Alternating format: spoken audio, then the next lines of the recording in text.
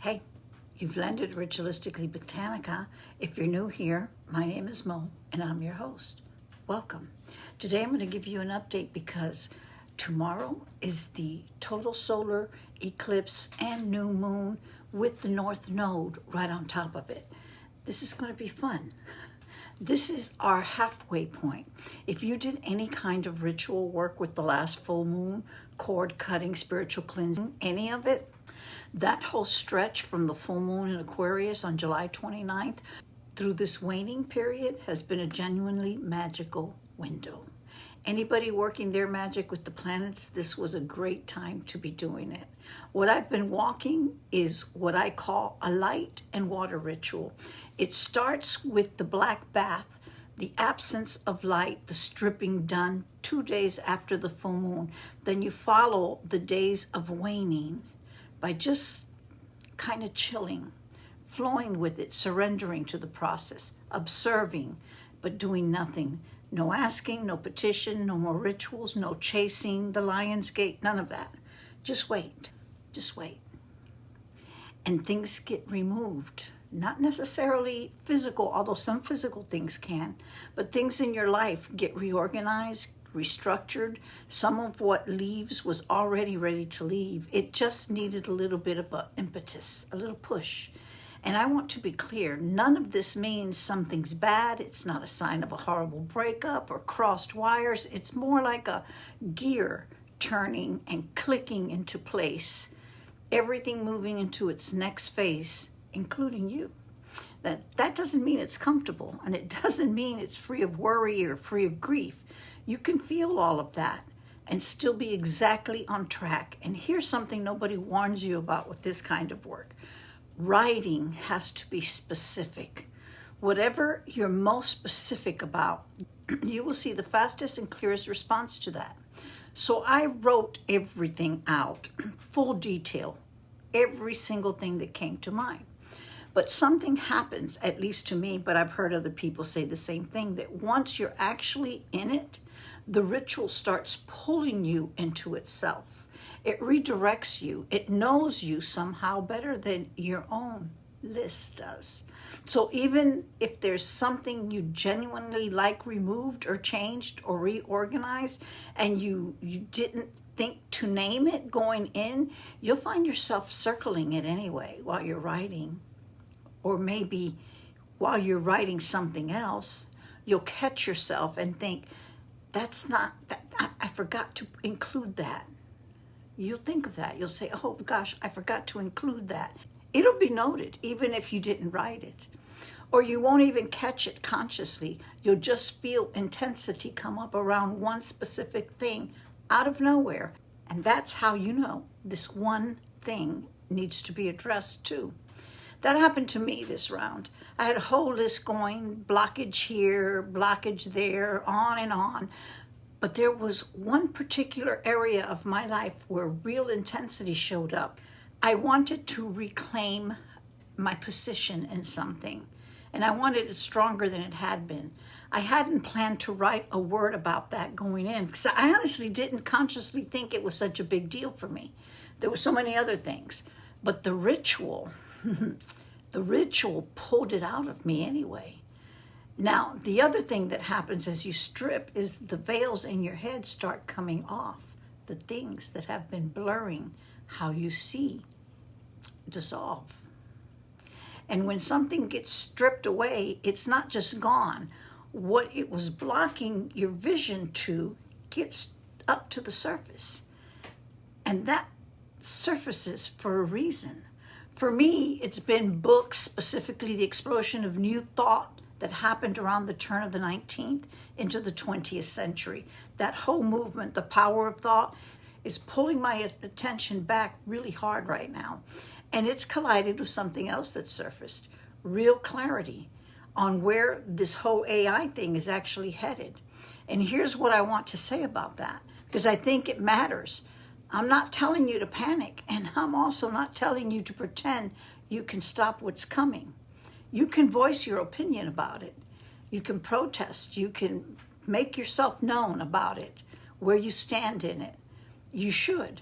But whatever we do, it's not going to stop the development that's already in motion. What I was given instead, and I mean given, this wasn't me reasoning my way to it.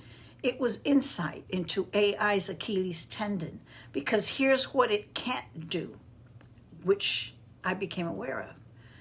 It can tell you how to bake bread in painstaking detail, every step, every measurement, every technique, and describe what it's like, what it's going to taste like, and what it's going to smell like, to a place where you think, gosh, it knows. But it really can't. It can't smell that bread. It cannot taste it. That's the magic of being human. And that magic is in you. And that magic is power. It's the power to transcend the purely physical through your sensory interactions, which are completely tied to intuition, emotion, inspiration. That is the thing AI cannot touch, no matter how sophisticated it gets, at least that we know of right now, and at least without it being integrated into biology. But right now it can't. And it wants to convince you that it can. That's exactly what I'm asking for when I call in the ultraviolet at the end of this whole prism. If you don't know what I'm talking about, the black baths, it's the concept that black is the absence of light and white light contains all the colors in it. And when you hit a prism, those colors are separated and you can see them.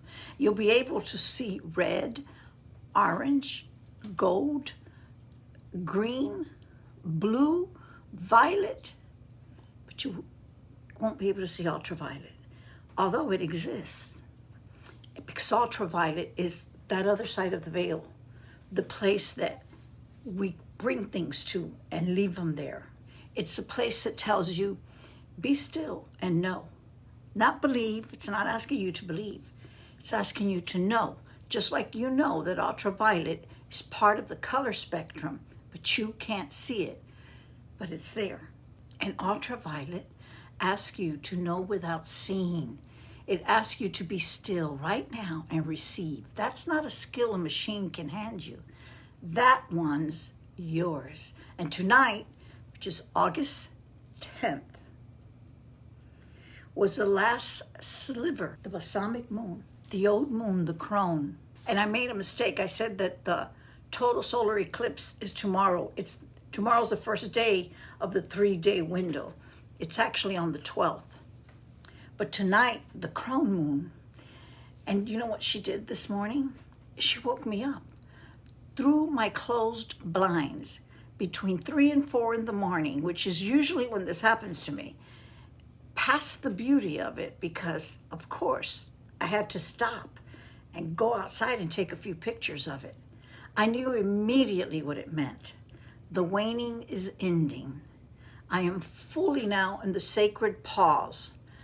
The sacred pause is akin to the 12th major arcana card of the tarot, which is the Hanged Man. And what the Hanged Man asks you to do is surrender your position and agree to see things from a different perspective. You're not struggling. You're not being punished. You're not losing. You're not defeated.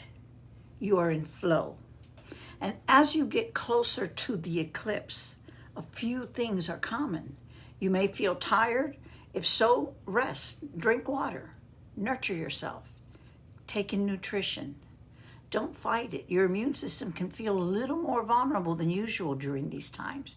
You may feel emotional, either weepy or angry. You may notice more of the things that run on that same frequency: intuition, serendipity, deja vu, inspiration. For me, it shows up like clockwork, waking between 3 and 4 in the morning with an entire narrative unfolding in my mind. I want to be specific about what that is, because this is not the usual 3 a.m. brain committee, the rehash of what you didn't get done, whether you paid a bill, whatever fear you were hatching the day before, and are now projecting forward. That's ordinary anxious noise. And you already know what that feels like. What I'm talking about is different. It's organized. It's a specific narrative. Information arriving in a coherent flow, not a scattered argument with yourself. You'll know the difference when it happens. That's your proof the planets have actually reached you. And that's when you listen. Learn to work with it, and eventually you'll understand you're being guided into something. The days before any new moon are a pause, always. The days before a total solar eclipse new moon are a huge pause. And the instruction is simple. Don't focus on what's gone.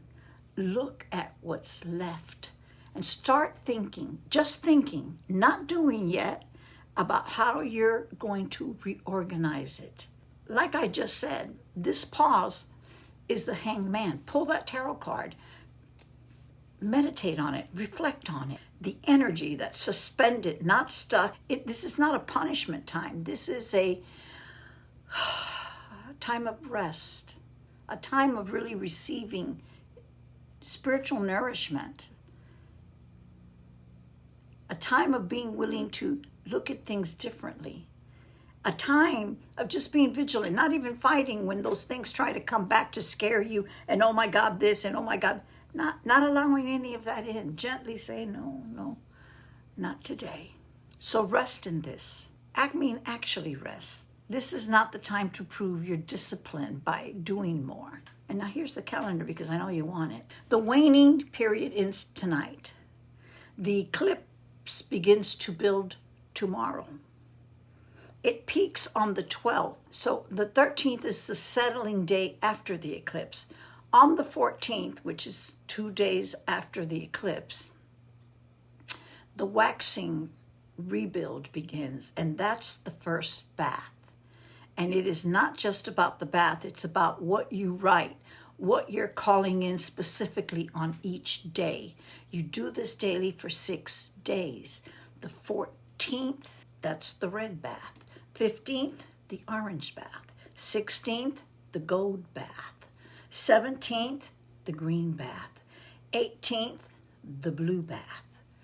19th, the violet. Each day is a color moving through the prism. Red, orange, gold, green, blue, and violet.